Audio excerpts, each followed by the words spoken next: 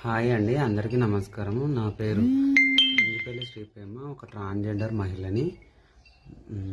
మాది చర్లపల్లి గ్రామము, ఎండపల్లి మండలం, జగిత్యాల జిల్లా. తెలంగాణ రాష్ట్రంలో పరిపాలన గాడి తప్పింది. భారతదేశంలో ముందు వరుసలో ఉన్నప్పటికీ అభివృద్ధిలో దొంగ హామీలతో గెలిచిన ప్రభుత్వము, ముఖ్యమంత్రి, ఎమ్మెల్యేలు అందరూ సరి అయిన పాలన జరిపించట్లేదు. ప్రభుత్వ యంత్రాంగము, ప్రజా పరిపాలన అంతా కుంటుపడిపోయింది. ఎస్పెషల్లీ ట్రాన్స్జెండర్ రైట్స్ గురించి మాట్లాడుతాం. అంటే ట్రాన్స్జెండర్స్ రైట్స్గా మాకు ఎడ్యుకేషనల్, ఎంప్లాయ్మెంట్, హౌసింగ్ అండ్ ఇవ్వమని చెప్పారు.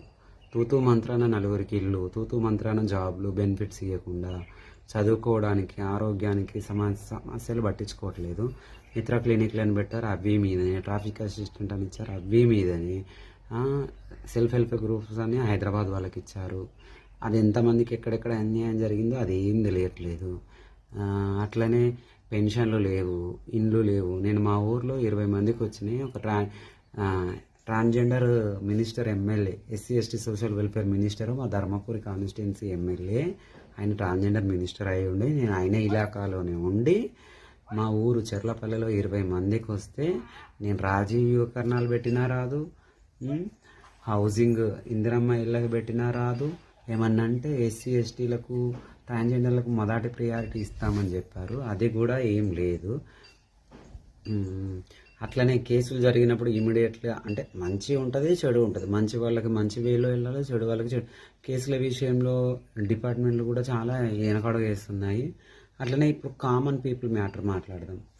అంటే ఆ బస్సులలో అందరూ ప్రయాణించడానికి ఇబ్బంది పడుతున్నారు. 6 స్కీములు పెట్టి దొంగోట్లు వేయించుకొని గెలిచాడు, కానీ ప్రభుత్వ పాలన మొత్తం కుంటుపడిపోయింది.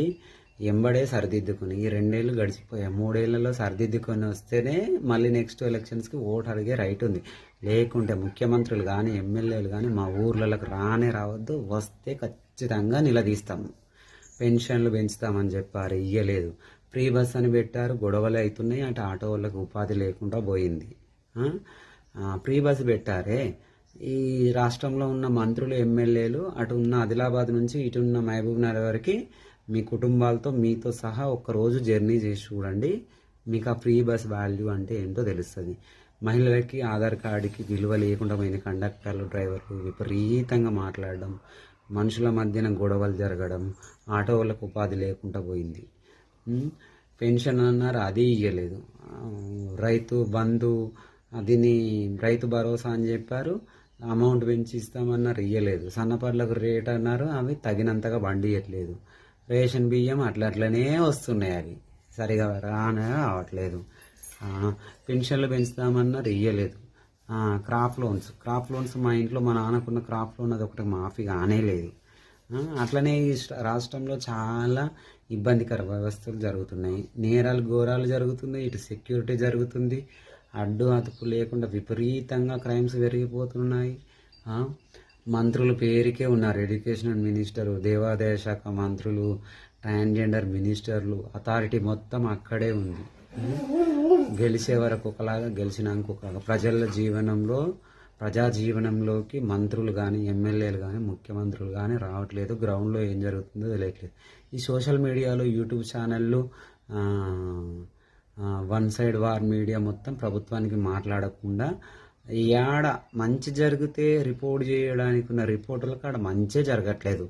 ఆ ఎమ్మెల్యే ఇట్లా, ఈ ఎమ్మెల్యే ఇట్లా, ఈ ఎమ్మెల్యే ఇట్లా చేసిండు, ఆ ఎమ్మెల్యే ఇట్లా చేసిండు, ప్రభుత్వం ఇట్లా చేస్తుంది, అట్లా చేస్తుంది అని తప్ప ఆ యూట్యూబ్ ఛానళ్ళలో పెట్టడానికి మ్యాటరే లేదు. ఆ ఉన్న సోషల్ మీడియా కానీ వాళ్ళకి మాట్లాడలేదు. టైం వచ్చినప్పుడు అందరూ మాట్లాడతారు, మాట్లాడాల్సిందే. నిజం ఎప్పుడైనా 2 ఏళ్ళు గడిచింది, ఇంకో 3 ఏళ్ళ తర్వాత, 5 ఏళ్ళ తర్వాత అన్నీ బయటపడతాయి కదా. రేపు వచ్చి రోడ్ల మీద వచ్చి ఇంట్లో చుట్టూ తిరుగుతుంటే అందరూ ప్రశ్నిస్తారు కదా. అదే ఒక గుణపాఠం అవుతుంది.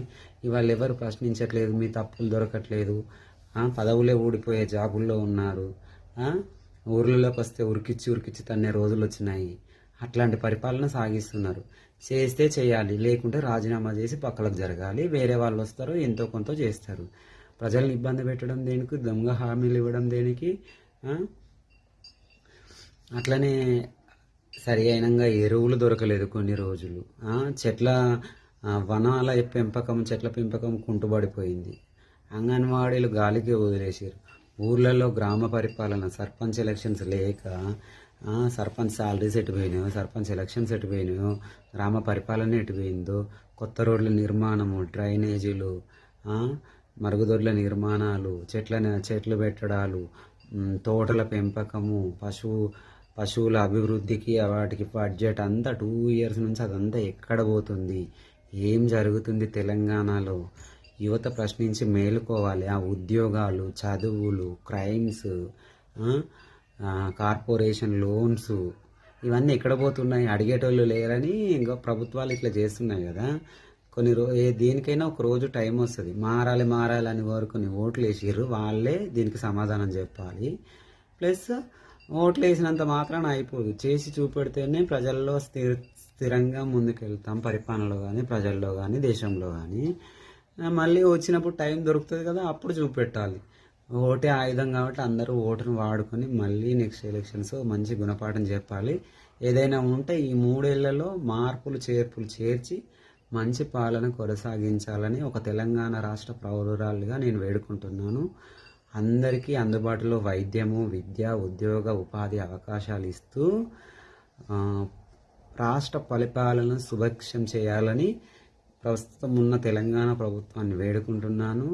అలాగే మంచి రోజులు భారతదేశంలో తెలంగాణకు ఉండి మంచి విలువలతో కూడిన జీవితాలు తెలంగాణ రాష్ట్ర ప్రజలకు, పాలకులకు మధ్యన వారధిగా ఉండాలని కోరుకుంటున్నాను. Thank you. అందరికీ నమస్కారం.